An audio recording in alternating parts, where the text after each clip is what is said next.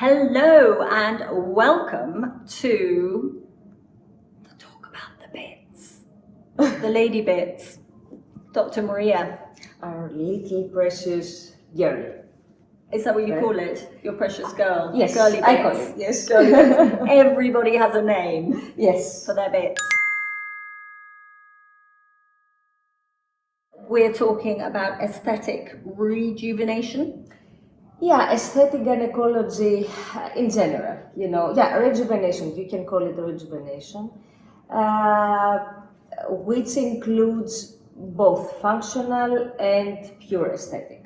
Right. You can do rejuvenation just to enhance the appearance, or you can do it for functional reasons. Right, right. Yeah. So, like incontinence. That sort of thing. Yeah, that's one thing. Then vaginal laxity, intercourse is not the same as it used to be. You feel. But we're getting right in there at the beginning. Yeah. Okay. Keep going. That's belong to our life, right? So, yes. After deliveries, after pregnancies, even if you don't have delivered vaginally, the pregnancy itself is a very big stress for the pelvis. Right. So everything gets stressed, everything gets bigger. But even if you haven't had a pregnancy, with aging, everything becomes looser. It's so not like that... skin laxity in your body. Exactly the same thing, and even more there. It's very easy to forget about that area, or ignore it. Yes. It depends again, how severe your issue is, how much it affects your life, how much conscious you are about this area of your body.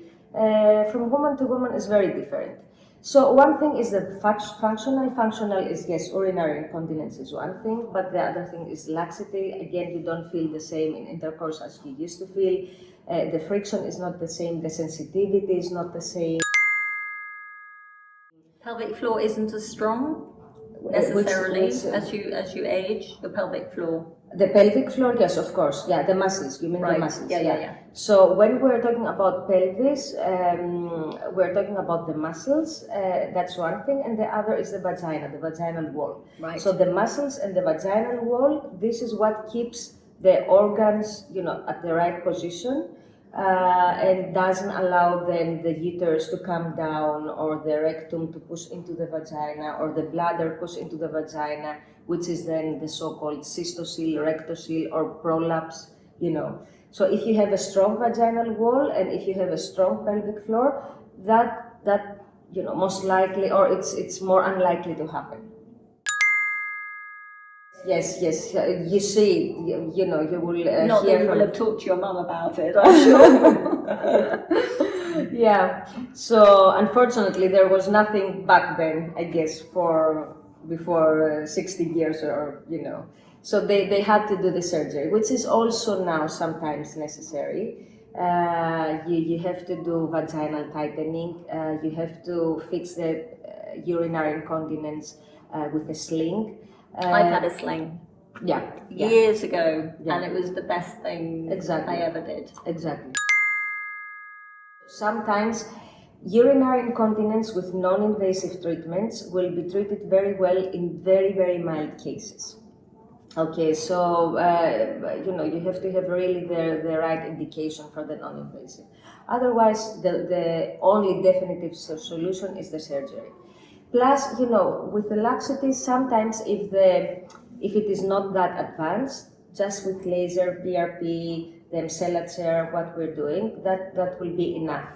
And the earlier you start with these treatments, the better it is, because you will not reach the stage that you will need. So you're not going all the way back to the beginning. Exactly. Right. Exactly. Okay. So you start early enough, like with Botox in our face, right? If we start Botox when we are 60, it will not really help, isn't it? But if we start when we have the memory of the lines, the wrinkles. Yes, plus the lines, they are so deep that you cannot do much. But if you start with all treatments on the age of 30s, so you're well, you're You don't need to do many things afterwards. Right. So it's exactly the same with all treatments we do, to prevent and to rejuvenate the vagina. Right. Some women, they will have prolapse without having delivered, without even being pregnant in their life. Right. And you see they're coming and the vagina is really very loose because their tissue, they are born with that. The tissue is just softer. So, and with aging, of course, you lose your elastin, your collagen, the blood flow is not that good, and that's why it becomes even softer, atrophic, that's the word for that, so very thin, very fragile. And then allows the organs from the pelvis to fall down. It's easier than you might think. It's 1 day operation. You don't have to stay in the hospital. Really? Yeah.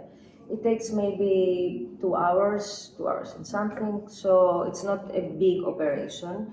And the recovery time is about 6 to 8 weeks. So for 6 to 8 weeks, you have to be careful. It's not painful. From day one, you don't feel any pain. It's just that you have to follow some instructions, apply some creams, take care of it with some massage and so on. But it's not painful at all. The sling is something different. The sling is, if you have to do only the sling, and this is for urinary incontinence without having any prolapse, without having any laxity, if you have to correct that, that's very, very easy. Yeah. I don't know if you had the sling or... I had the sling and I was in my 40s when I had that. Yeah. So, it's nothing. 1 day procedure again, no risks, no complications usually, no pain, isn't it? Yeah, no pain. Yeah. So that's one thing. But if we're talking about prolapse and laxity, if you want to correct that. And are we talking about full feeling that you have something dropping? Yeah. If you have this pressure in your vagina, usually you have some kind of prolapse. Right. Okay. So in order to correct that, you do anterior and posterior colporrhaphy. So the vagina will be made tighter. Okay. So I'm talking for that it takes 6 to 8 weeks to recover. Recovery means that then you are able to go back to your normal life, have intercourse, going for swimming, having exercise and everything. Right. Okay. Right. But again, from the beginning, it's not painful at all.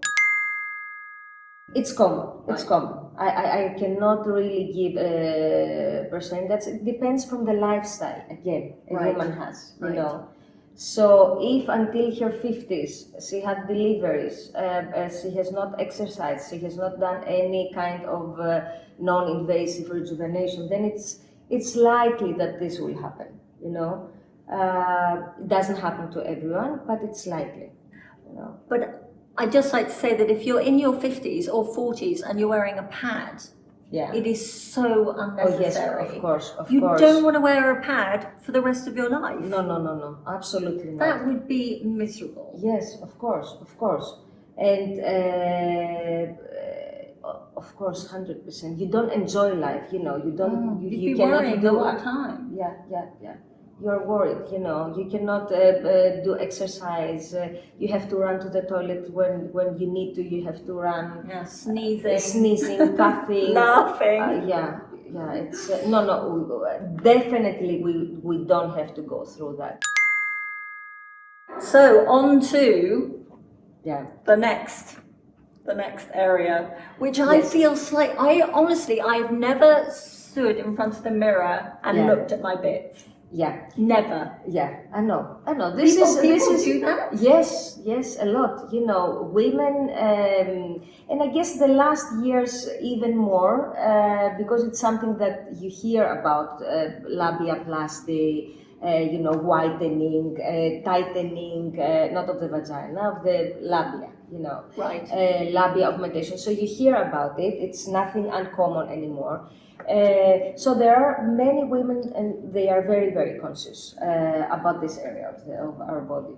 And they can be either very young girls, girls who have not even started their sexual life, and they just don't think it looks right. Exactly. Right. And they see, and even now, most of women, we don't have hair anymore there, right? Most of women, they do laser. We don't. Yes, exactly. So everything is more visible.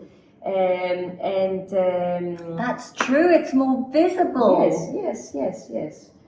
I guess 30, 40 years ago, laser at this area was not that common, right? No, it wasn't. So now every woman wants to be hairless in that area. And have neat bits. Exactly. Right, okay. Neat. And you're talking about all different ages. So you've got the youngsters. Exactly. Right the way through.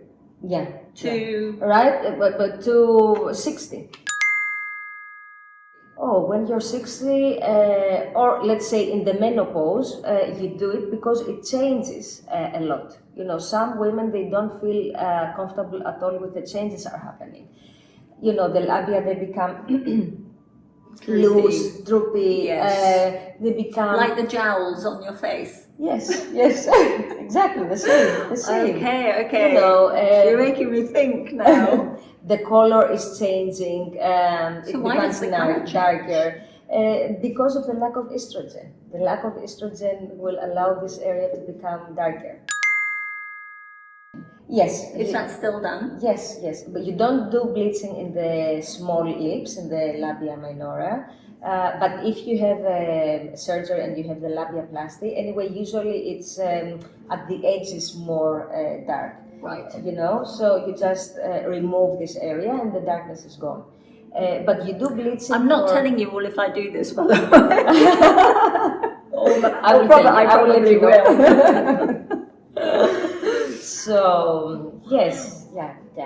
And neat, what you say neat, this is the word that usually women use. When they come after the deliveries and there is, at the vaginal entrance, there is a big gap, it doesn't look nice, closed, there is a gap. Then the labia majora, they are full with wrinkles, or they become fat, or not, if not fat, very loose and saggy. They say, I just want this area to look neat, right. to come back to as it was before the deliveries and, all the stress. The old me. Yeah, I want the old me back. Yeah. So that's why many women after, let's say, late 40s and 50s, when they come into the menopause, are very interested in these procedures. So these might be ladies with younger other halves. Also many women, second marriages. Yes, second marriages, younger partners, but even women that they just want to make a change in their life, to add some quality in their life and some confidence. With menopause, we all know that our confidence also goes down. And of course, this is not the best way, or not the only way. It's just making me think, my mum always used to say, you'll feel so much better walking into a room if you're wearing nice underwear. And I'm just thinking, those confident people that walk into the room, are they now thinking, don't bother about the underwear anymore? It's just, I know that I look great down there. Yes, exactly. That's the next generation, right? Yes. That's so funny. So surgical procedures is the labia minoroplasty. That's the surgery where we enhance the appearance of the small labia, the small lips, and that's also an easy procedure. It's a very, very delicate procedure. You have to be very careful with whom you do it. It should be someone really specialized in that, because we can make a mess. But if you know what you're doing, it's a very straightforward procedure. We use sutures the same that we use for the eyes. Okay, so very fine. very Yeah. fine. You don't have any scars afterwards. You don't see that something that someone has operated on you. You know. So that's the labia minoroplasty. Then we combine it usually with clitoral hood lifting. So Okay. yeah, that's too advanced. Yeah. Yeah, but there is lifting there as well. I feel like we need diagrams and yeah. all sorts. We don't have here, but I will Clitoral explain to hood. you. Clitoral Hood, hood. clitoral hood. So you Okay, have the I really labia. apologise if this is too much information for you, but Yeah. I guess we need to know. Yes, exactly. That's part of our life, part of our Yes. body. Yes. So no, the clitoral hood is the skin which is above the clitoris. Okay. Okay, so if you do a labiaplasty and you make very nice and small the labia, but you leave the upper part of your labia, which is the clitoral hood, you leave it big, then it doesn't look nice. No. You know, you have something big on the top and something small, so we call it micro penis. It looks like you have a small penis, you know, hanging. So, yeah, it looks like. Okay. Yeah, I mean, you know, micro, okay. But no one That's wants it. one of those. Exactly, that's why sometimes you have to combine the surgery, you have to combine these two procedures so that you get a nice petite result. Okay. Okay, usually, usually plastic surgeons, they don't perform the clitoral hood. I don't know for what reason, but you can see the results, then it's not really, the best that you could get. Okay. So yeah, some women they will need that, other not. That's the labiaplasty. Then for the small lips, and then there is the labiaplasty for the big lips. Sometimes the big lips they are very, they're full with wrinkles, right? Very saggy, and then you have to take the excessive skin out and make it and stretch it and make it beautiful again. You know. Also, you do fat transfer at the same time when you do the big labia, the lifting, and then you want to give some volume. You can do liposuction on your legs, for example. Take the fat and inject it in the labia majora. People want fat in their bits? Yeah, they do it. Okay. They do it. Actually, it's very, very common when you go for liposuction. Many women they will have then the fat injected in the labia majora. Wow, we're all learning a lot today. Yeah. Also, look, some women, many women actually, and that's also a very common procedure, is to inject hyaluronic acid fillers in the labia majora. No. Yeah. So many women they want their labia majora to look younger in terms that it's more puffy, better shaped. And then you put the fillers and Okay, are the younger generation better at telling you what they want than the older generation? Yes. They know, they are coming for that. They're coming and they ask. Know exactly what they want. Yes. Whereas somebody in their 50s might come in and say, I don't feel right. Exactly. What can we do? Explain to me. Yes. Right. Interesting. Yeah. So does that mean that the younger generation is actually talking to each other about it? Or are they just researching? I think they're researching. Maybe they talk, about it. But I'm not sure that they will go and say, I had a labiaplasty. And, I don't think they talk. Maybe with their best friends they will have the discussion. Right. But it's nothing that you go out and you say like, I had Botox with this dermatologist and I was so happy, or Right. It's still kind of taboo, but not that much. Definitely not that much as it used to be. And do you think different countries are more public about it? Yes. So from my experience here in Dubai, and I know also from colleagues in UK, it's very, very popular in UK. That's why I have many patients, UK patients. British women, they are looking into, getting a better shape, more petite. They don't like the volume. They No. don't care about No. that. Yeah, they want a can see natural, that. very natural result. And exactly I like this word, neat, to look neat. Tidy. Yeah. Yes. Yeah. Yes. Exactly. So they are more interested. The young British women, they are very interested in labiaplasty. Older women, they just want their vagina tight, so it's more the functional, and also the entrance of the vagina to be closed again, you know. Yeah, that's, to be honest, that's the main. They will come and they will say sex is not the same, doesn't feel the same anymore. Right. I don't feel the same, you know, my sensation is not okay. And maybe there is also discussion with their partners. Maybe the partner doesn't feel the same anymore, Right. you know.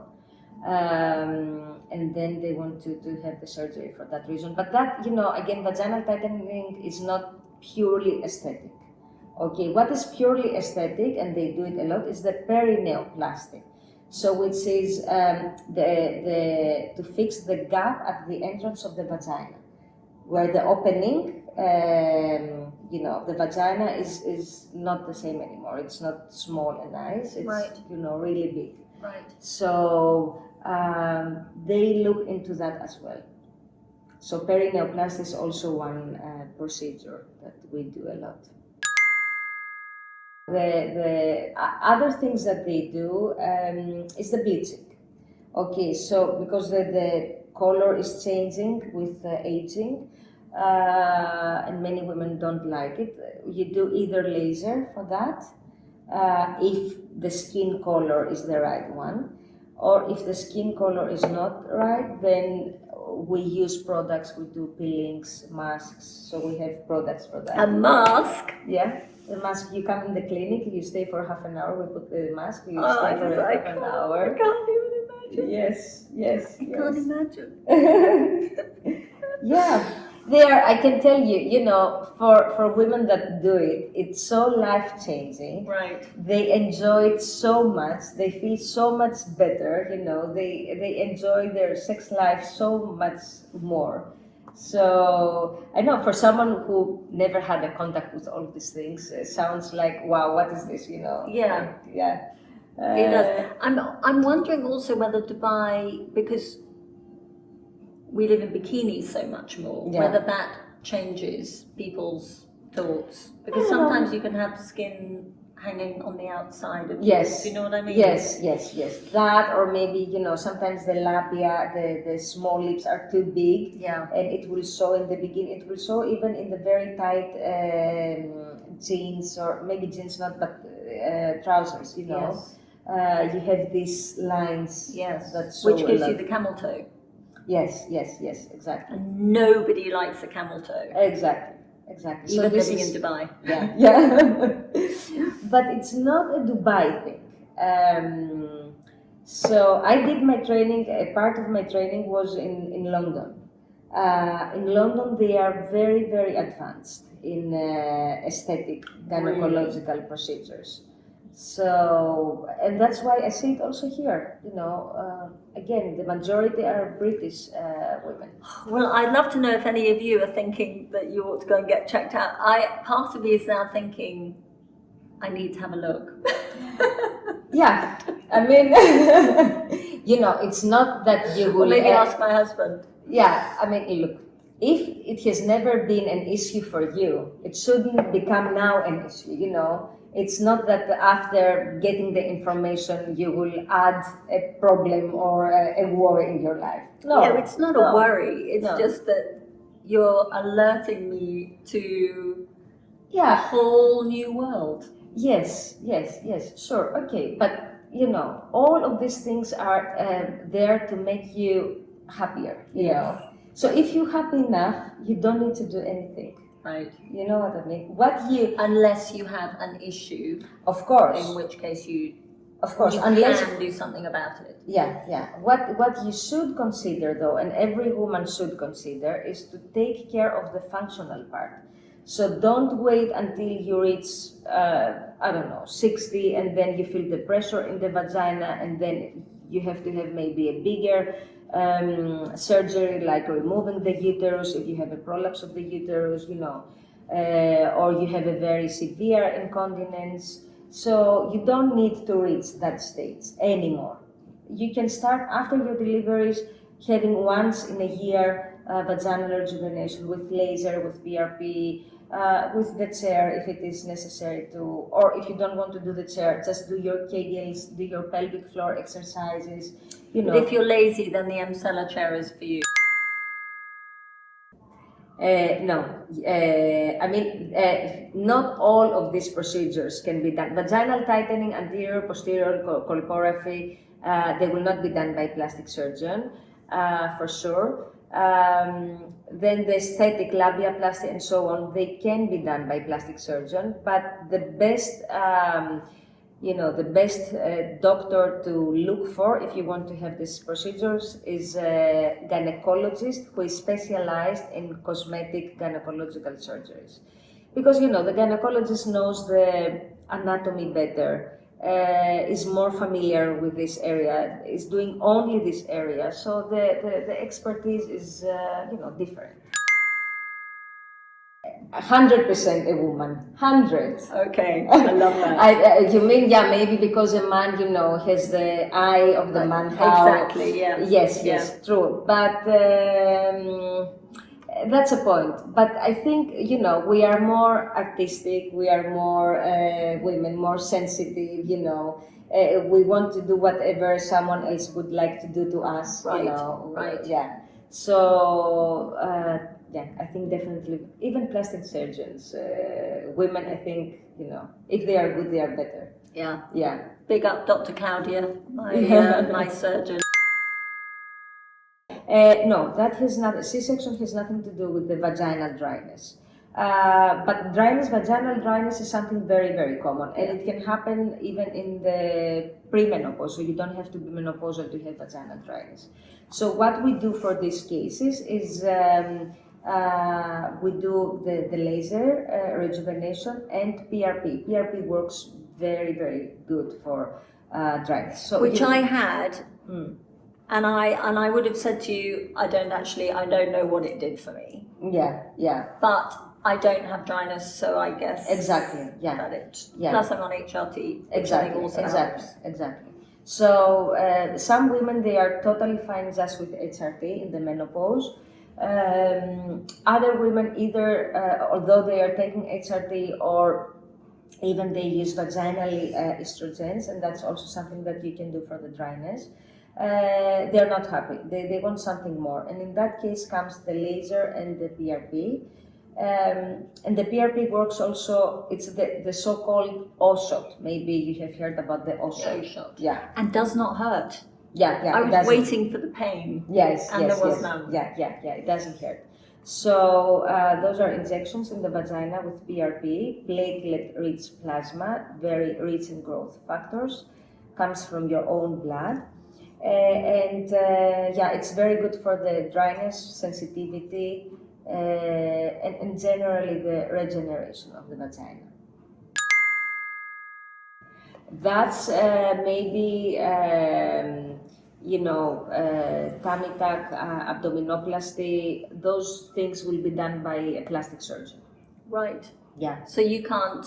I don't do the do a little abdomen. bit of. You could just pull it down a little bit when you're doing the. It's another surgery. You have to open. Yeah, of course, I could do it because I'm gynecologist and I have done so many surgeries in the belly, but I have chosen not to. If the skin is the right one for laser, then the laser is very, very effective. However, there are skin types. So if the skin is dark, is skin type 4 or 5, that means dark skin, then the laser is not a good option because you might have hyperpigmentation. So it might become even darker than it is. But if the indication is the right one, then laser works very well for lightening. Otherwise, products. We used to have glutathione injections, which are working very, very well. Unfortunately, since a week ago, It's banned here in Dubai. What is banned? The glutathione. Oh, Yeah, which is very good for skin. I used to do injections in the skin, but now it's not allowed anymore. Yeah, yeah. But Well, there who are knows if really the very rules are good changing. products, masks and peelings that work very nice. Women that with very low libido or with problems getting Libido is still a big issue. yes. Even HRT does not fix Yeah, that yeah. in every case. Yeah, in every case, not always. Libido, yeah, it's there are combinations that you can do. For some women it works, for other women it doesn't work.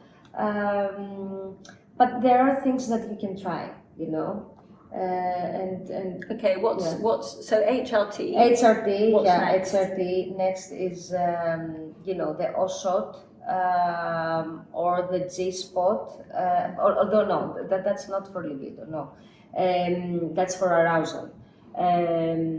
So HRT, and what I have seen, I'm not sure if you have done it. The protocol 2 of Msela. No, I have not done that. Okay, you will do And that. in fact, I started it just before COVID, I think, so I didn't even do the whole section. So Msela has two settings. Two times a week for 3 weeks, so 6. Yes, he has 2 settings, 2 protocols to work. Yes. One is for the pelvic floor, strengthening the pelvic floor for the muscles. And that's what I did, but I only did one of them because then COVID took over. Okay, yeah. And that's one thing, and the other thing is for sexual enhancement, and this is what I have seen. I didn't at the beginning. I didn't really take it very seriously. I thought, okay, it's nothing really that works. But then a friend of mine did it. She said, well, let me try it, the second protocol, and she was so amazed. And after that, I started using it. It's been now a year that I use it for sexual enhancement, and women love it. So the second protocol works, it changes the way the nerves work in the pelvic area, and makes you more aware of the area. You feel more, alert, not aroused. It's also better for the sexual intercourse, But you have to want to have sex in the first place. Exactly. This is you get more sensitive without having sex, Okay. You do the treatment and you feel more on that something is going on there, Okay. Yeah. While you're sitting on the chair, because that's a bit embarrassing. No, well, I don't know. Afterwards, no, it's not that you get aroused, no, but Okay. it makes you more aware about your pelvic area, about, that's how I can describe it. And they want to have, they want to have sex afterwards. Okay. Yeah. My husband would love you. I know. This is what I try to do now since 2 years. Okay. All right. Yeah. Okay. You might have saw that. Somebody's asking how much. It's not a cheap thing, the Msela chair. It's not. However, we have reduced the price a lot because I really want every woman to have it. It's good for so many different reasons. For young women to prevent after deliveries to come back to your shape, incontinence, menopause to keep yourself in shape. So it used to be 6,000 for 6 treatments, the whole protocol, and now it's 3,000. Wow. Yeah. Because it's an expensive chair to start off with. So, Yes, yeah, so the it's a very hospital's expensive. thinking we have to pay for this chair. Exactly. So thank you Yeah. for joining us. Is there anything else you wanted to say? Other than you can make women happy? I try my best. Okay, I don't want to say that, but if you have any questions, any concerns, just come for a discussion. You don't need to have the procedures, but we can discuss in detail what is the best for you. And also, many procedures, the functional, the non-invasive, are for prevention. So think about it. It's not only to fix problems, it's also to prevent problems. And problems are so common when we get older, and not very old, late 40s. And you are very approachable, very easy to talk to. Thank you. Yes, I love to. I love to talk. with my patients and give my best. Thank you for joining us, and I'm sure that we will have follow-up conversations about this subject and try and get comfortable with the subject. Yes, maybe it was all too much today, new things, but I'm sure if you go and look in Google or so, you will find so many things. And anytime, I'm quite here to excited discuss. about the future. Yes. Thank you.